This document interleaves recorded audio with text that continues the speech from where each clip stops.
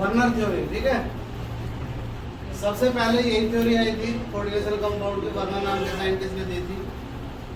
इसने coordination compounds के बारे में कोई नई नई बातें बताई थी। जैसे सबसे पहली चीज बताई थी इसने कि कोई भी कोऑर्डिनेशन कंपाउंड जब बनेगा जब सेंट्रल एटम दो तरह की वैलेंसी को सेटिस्फाइड करेगा, ठीक है। अरे शोर नहीं, जब सेंट्रल एटम दो तरह की वैलेंसी को सेटिस्फाइड करेगा, ठीक है। एक वैलेंसी को नाम दिया गया प्राइमरी वैलेंसी और एक सेकेंडरी वैलेंसी, ठीक है भाई। ये कहा गया कि कोऑर्डिनेशन कंपाउंड तभी बनेगा जब सेंट्रल एटम इन दो वैलेंसी को सेटिस्फाइड करेगा। अब इन दो वैलेंसी को कैसे सेटिस्फाइड करेगा वो उसने हमें ढंग से बताया। उसने कहा कि जो प्राइमरी वैलेंसी है उसको हम बोलते हैं ऑक्सीडेशन स्टेट। प्राइमरी वैलेंसी तो ऑक्सीडेशन स्टेट कैसे सेटिस्फाइड होगी, या तो पॉजिटिव चार्ज से या नेगेटिव चार्ज से। अगर चार्ज ही नहीं रहा तो ऑक्सीडेशन स्टेट होगा, कुछ नहीं होगा। तो primary valencies are satisfied by positive और negative ions. Secondary valency is called coordination number, ठीक है। प्राइमरी वैलेंसी को क्या कहा, ऑक्सीडेशन स्टेट का, और इसको क्या कहा, सेकेंडरी वैलेंसी कोऑर्डिनेशन नंबर। तो कोऑर्डिनेशन नंबर कैसे सेटिस्फाइड हो सकता है? कोऑर्डिनेटिंग ग्रुप कौन से हो सकते हैं? पॉजिटिव हो सकता है, नेगेटिव हो सकता है और न्यूट्रल भी तो हो सकता है। जैसे H2O है, NH3 है, न्यूट्रल भी होते हैं। तो इसने कहा कि जो सेकेंडरी वैलेंसी है वो सेटिस्फाइड होगी पॉजिटिव, नेगेटिव और न्यूट्रल आयन से, ठीक है। एक एग्जांपल देके दिखा देता हूं। मान लो ये है Cr NH3 6Cl, ये कंपाउंड ये ले लिया मैंने। ये सेंट्रल एटम है, ये दो तरह की वैलेंसी सेटिस्फाइड कर रहा है।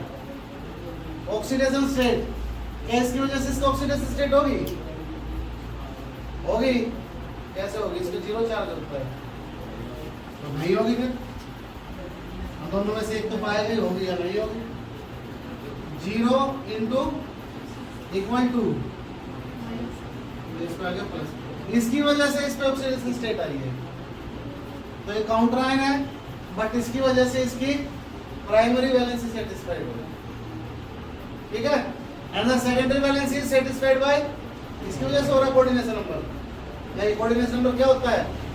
जितने नंबर ऑफ लिगेंड अटैच, तो कोऑर्डिनेशन नंबर इसको ये सेटिस्फाइड है। समझ गए? अगर ये ऐसे होता Cr NH3 3 और Cl3, तो इसकी ऑक्सीडेशन स्टेट को कौन सेटिस्फाई कर रहा है? और कोऑर्डिनेशन को दोनों ही कर रहे हैं। तो यहाँ पे Cl क्या काम कर रहा है? प्राइमरी वैलेंसी का भी कर रहा है और सेकेंडरी वैलेंसी का। समझ गए ना भाई? अगर बाहर होता तो सिर्फ चार्ज के लिए रिस्पॉन्सिबल होता, तो प्राइमरी को करता। यहाँ तो कोऑर्डिनेशन नंबर के लिए भी रिस्पॉन्सिबल है ना, तो दोनों को कर रहा है। तो इसने सबसे पहले यही कहा कि जो पोस्टुलेट्स है वे लिखेंगे जब हम पोस्टुलेट्स ऑफ वर्नर थ्योरी। इसने सबसे पहला पोस्टुलेट यही दिया कि every metal atom has to satisfy two types of valencies. Every metal atom has to satisfy. Every metal atom has to satisfy. क्या satisfy होना चाहिए? Has to satisfy two types of valencies called primary valencies and secondary valencies. ठीक है? हर metal atom को दो तरह की valency को सेटिस्फाई करना पड़ेगा। कौन कौन सी वैलेंसी को? प्राइमरी वैलेंसी को और सेकेंडरी वैलेंसी को। Every metal atom has to satisfy two types of valencies, primary valency as well as second point लिखो। क्या बताया था? Primary valency is called oxidation state. Primary valency is called oxidation state. Primary valency is called oxidation state and can be satisfied by, किसकी हो सकती है? Positive और negative ion.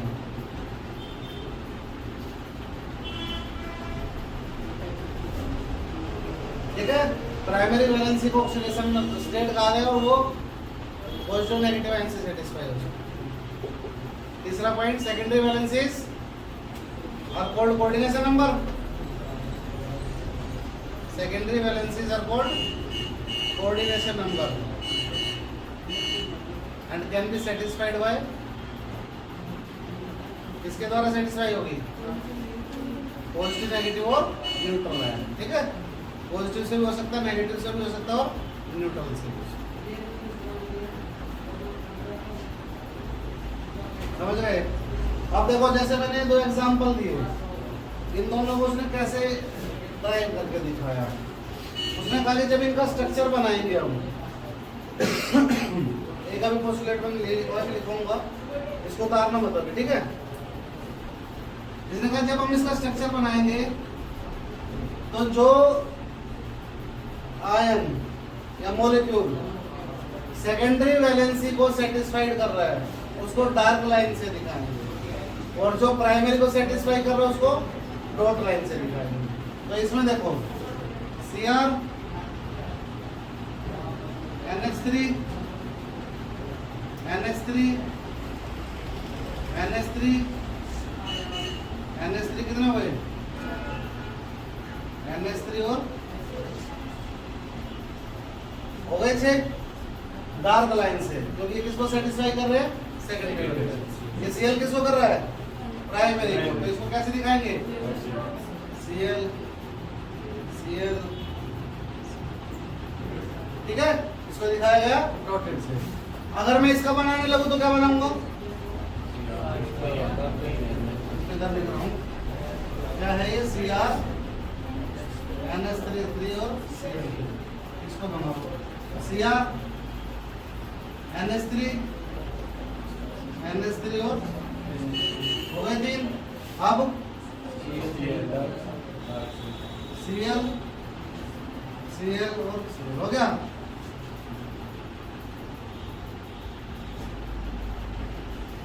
Dotted नहीं रहेगा Cl। क्या बताया था? Cl दोनों वैलेंसी को सेटिस्फाई कर रहा है, तो डार्क भी और डॉट भी। NH3 सिर्फ एक को कर रहा है, ठीक है। चौथा पॉइंट उसने क्या कहा? चौथा पॉइंट उसने ये कहा कि वो ऑक्सीडेशन स्टेट क्या होता है? ऑक्सीडेशन स्टेट तो चार्ज होता है। अब वो चार्ज है तो उसका कोई डायरेक्शन होगी? चार्ज की कोई डायरेक्शन नहीं है, ठीक है। वो सीधा एक उसमें चार्ज है, कितने इलेक्ट्रॉन उसे गेन कर रहा है।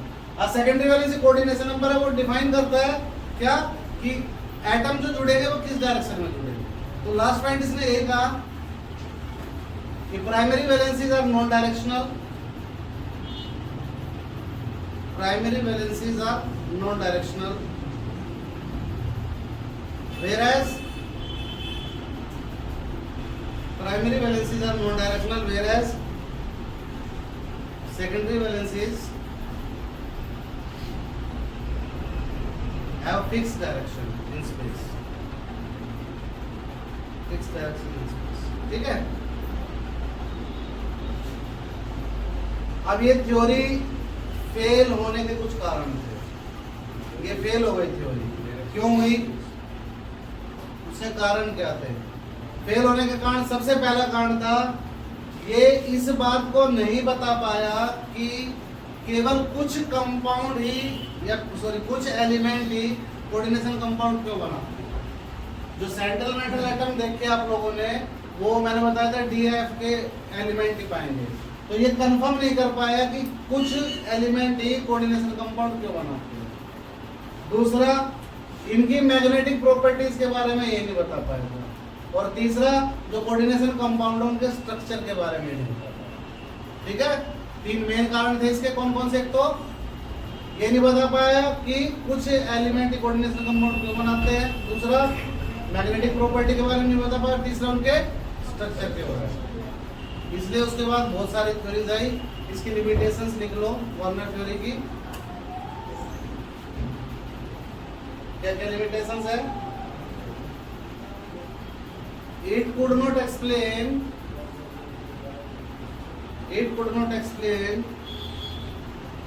explain नहीं कर पाया why only some elements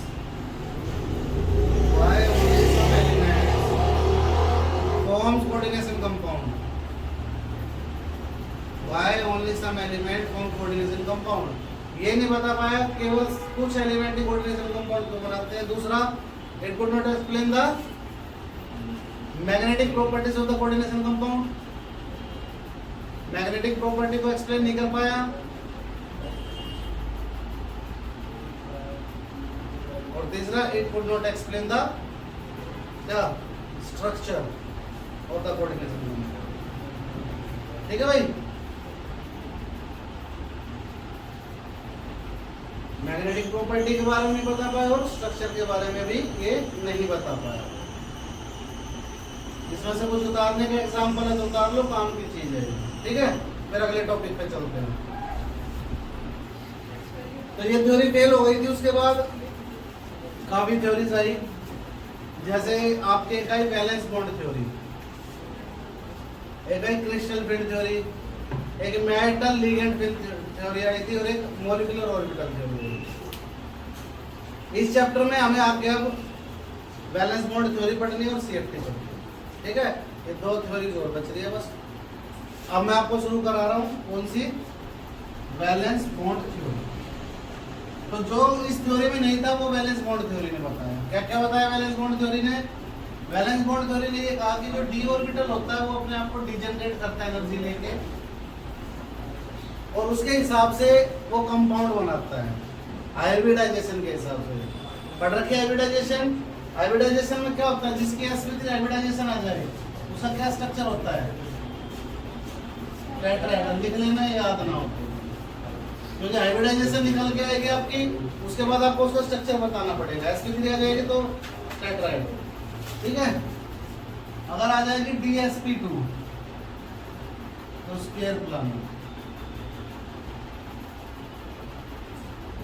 sp3d आ जाएगी तो ट्राइगोनल बाई पिरामिड। और अगर आ गई d2sp3 या sp3d2 तो स्ट्रक्चर का नाम होगा ऑक्टाहेड्रल। ठीक है, इन्हीं चारों पे आएगा आपका sp3 tetrahedral, dsp2 square planar, sp3d trigonal bi pyramidal. अब इसमें देखो नीचे जो मैंने दिया है d2sp3 या sp3d2 होगा ऑक्टाहेड्रल ही, पर दोनों में फर्क क्या है? दोनों में फर्क ये है, इसमें sp3 फिर उसके बाद d आ रहा है और इसमें पहले d आ रहा है फिर sp3 आ रहा है। तो इसलिए d2sp3 जो होता है इसमें अंदर वाला डी पार्टिसिपेट कर रहा है, इसलिए इसको हम इनर ऑर्बिटल कॉम्प्लेक्स बोलते हैं। Inner orbital complex. और जिसमें sp3d2 आ जाएगा उसको बोलेंगे outer orbital complexes. Inner orbital complexes और आउटर ऑर्बिटल कॉम्प्लेक्सेस। ये हाइब्रिडाइजेशन के ऊपर ही आपको क्या करना है, पहले हाइब्रिडाइजेशन निकालनी है। कोई भी कंपाउंड देगा, हाइब्रिडाइजेशन निकालने के बाद उसका स्ट्रक्चर कंफर्म हो जाएगा और उसके अंदर फिर इलेक्ट्रॉन्स देखने हैं आपने। सारे इलेक्ट्रॉन अगर पेयर होंगे तो डायमैग्नेटिक होगा, एक भी अनपेयर होगा तो, सारे इलेक्ट्रॉन अगर पेयर होंगे तो डायमैग्नेटिक, एक भी अनपेयर तो पैरामैग्नेटिक। ठीक है, अब जैसे एग्जांपल ले लेते हैं,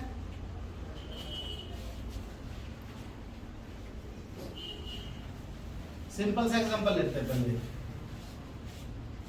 एक मैं करूंगा, एक आप लोगों को करना। ठीक है, ध्यान देंगे। मैंने FeCN6 बताओ कितने चार्ज का लूं, -3 या -4? अगर -4 में लूंगा तो -3 आपने करना है। ठीक है, -4 का ले लूं, ये कंपाउंड है, इसका हमने स्ट्रक्चर और मैग्नेटिक बिहेवियर बताना है। ठीक है, तो जब हम नाम लिखते थे सबसे पहला काम क्या होता था हमारा, ऑक्सीडेशन स्टेट। तो इसकी ऑक्सीडेशन स्टेट निकालो, X -1 × 6 X = आ गया +2 आ गया। अब आयरन की इलेक्ट्रॉनिक कॉन्फ़िगरेशन ले लो, 26 होता है ना, 1s2 2s2 2p6 3s2 3p6 4s2 3d6। यहाँ पे Fe के ऊपर चार्ज कितना है, +2। घटा के लिख दो। दो कहां से घटेंगे? बताया था डी ब्लॉक करे जब 4s में से गए 3d 6 बचे। यहां तक दिक्कत है किसी कोई? भाई ऑक्सीडेशन स्टेट निकाल के इलेक्ट्रॉनिक कॉन्फ़िगरेशन लिखनी है और +2 चार्ज इस पे आ रहा है तो 2 घटा दो, 4s में से 2 गए। इसके बाद लिखनी है इसकी ग्राउंड स्टेट।